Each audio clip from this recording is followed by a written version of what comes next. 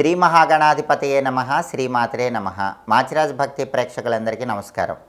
ఈనాటి దినఫలం కార్యక్రమంలో ముందుగా నేటి పంచాంగ వివరాలు పరిశీలిద్దాం.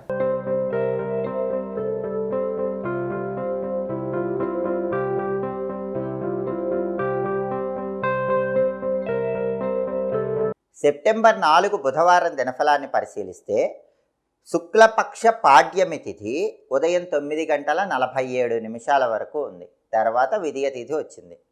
అలాగే నక్షత్రం రోజంతా ఉత్తరా నక్షత్రం ఉంది.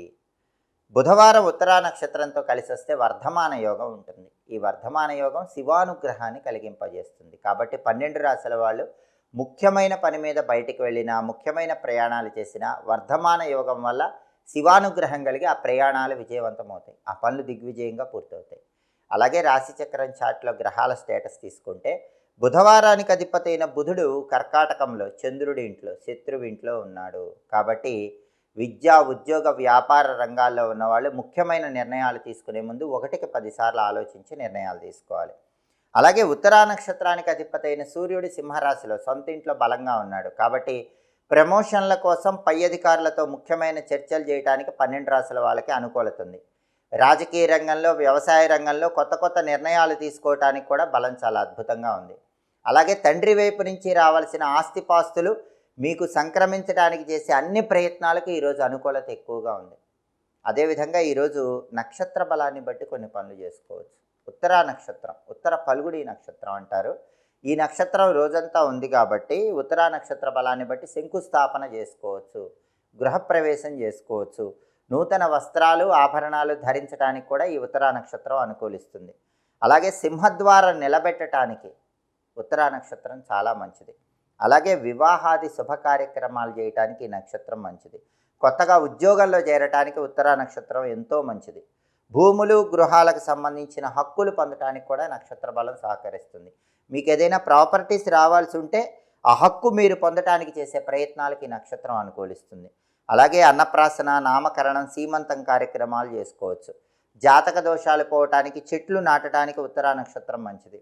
కొత్తగా వాహనాలు నడపటానికి అనుకూలం. మీరు కొత్తగా కొన్న బండి కానీ కారు కానీ మొదటిసారి నడపటానికి ఈ నక్షత్రం మంచిది.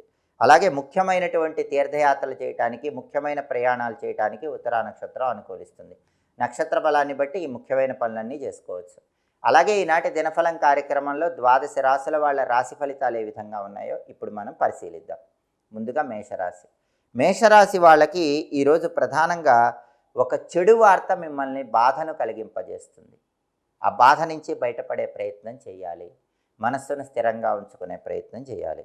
అలాగే ఈరోజు ప్రతి పనిలో చిన్న ఆటంకాలు ఎదురవుతూ ఉంటాయి. మేషరాశి వాళ్ళు మనోధైర్యంతో, ఆత్మవిశ్వాసంతో ఆ ఆటంకాలు అధిగమించే ప్రయత్నం చేయాలి. తదుపరి వృషభ రాశి.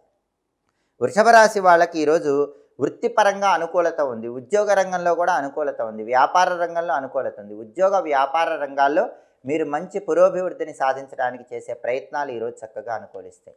తదుపరి మిథున రాశి. మిథున రాశి వాళ్ళకి ఈరోజు కొత్తగా వ్యాపార సంస్థలు ప్రారంభించడానికి బలం బాగుంది. ఎవరైనా మిథున రాశి వాళ్ళు ఈరోజు బిజినెస్ స్టార్ట్ చేస్తే బ్రహ్మాండంగా సక్సెస్ అవుతుంది. అలాగే ఉద్యోగ రంగంలో అనుకూలత ఉంది. వృత్తిపరంగా అత్యున్నత స్థాయికి ఎదగటానికి చేసే ప్రయత్నాలు మిథున రాశి వాళ్ళకి అనుకూలిస్తాయి. తదుపరి కర్కాటక రాశి. కర్కాటక రాశి వాళ్ళకి ఈరోజు అనారోగ్య భావనలు వెంటాడుతూ ఉంటాయి. కాబట్టి వేళకు ఆహారాన్ని స్వీకరించడం, సరైన సమయానికి నిద్రించడం అవసరం. కొన్ని గాయాలు, దెబ్బలు ఇలాంటివి తగిలే సూచనలు ఉన్నాయి. కాబట్టి ప్రయాణాల్లో కర్కాటక రాశి వాళ్ళు కొంచెం అప్రమత్తంగా ఉండాలి. తదుపరి సింహరాశి. సింహరాశి వాళ్ళకి ఈరోజు కుటుంబ కలహాల వల్ల ఇబ్బందికర పరిస్థితులు చోటు చేసుకుంటాయి. కాబట్టి కుటుంబ సభ్యులతో మాట్లాడేటప్పుడు, వాళ్ళతో వ్యవహరించేటప్పుడు గొడవలు రాకుండా జాగ్రత్త పడాలి.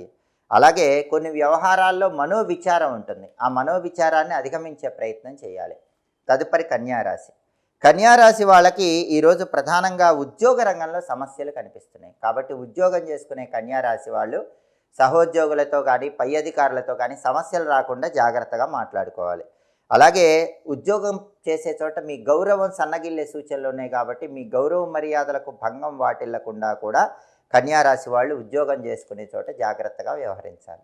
తదుపరి తులారాశి. తులారాశి వాళ్ళకి ఈరోజు దైవానుగ్రహం వల్ల కొత్తగా వ్యాపారాలు ప్రారంభించే యోగం ఉంది.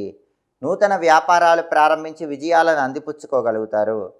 అత్యధికంగా ధనలాభం పొందే సూచనలు ఉన్నాయి. అలాగే పెద్ద మొత్తంలో ధనాన్ని పెట్టి వ్యాపారాలు ప్రారంభించినా కూడా ఈరోజు తులారాశి వాళ్ళకి విశేషంగా ఆ వ్యాపారాలు కలిసి వచ్చే యోగం కనిపిస్తుంది. తదుపరి వృశ్చిక రాశి.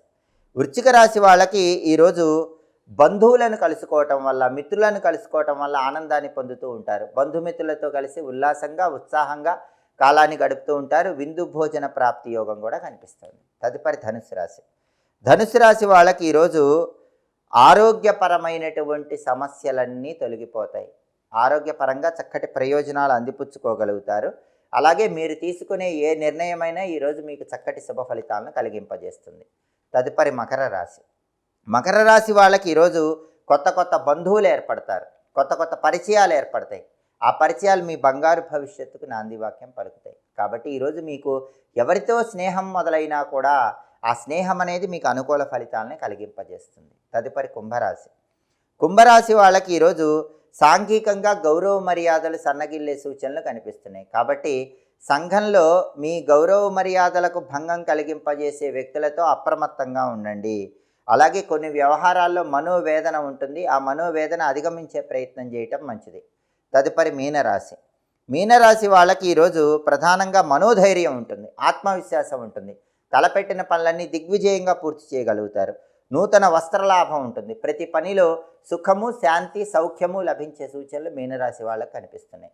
12 రాశుల వాళ్ళు అనుకున్న పనులు అనుకున్నట్లు దిగ్విజయంగా పూర్తి కావాలంటే ఈ రోజు నుంచి భాద్రపద మాసం ప్రారంభమవుతోంది.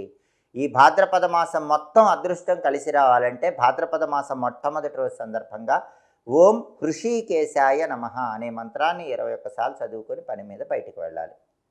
ఓం హృషీకేశాయ నమః ఈ మంత్రం చదువుకొని వెళితే వృత్తి, ఉద్యోగ, వ్యాపార రంగాల్లో మంచి పురోభివృద్ధి ఏర్పడుతుంది. అనుకున్న పనులు అనుకున్నట్లు దిగ్విజయంగా పూర్తి చేసుకోగలుగుతారు.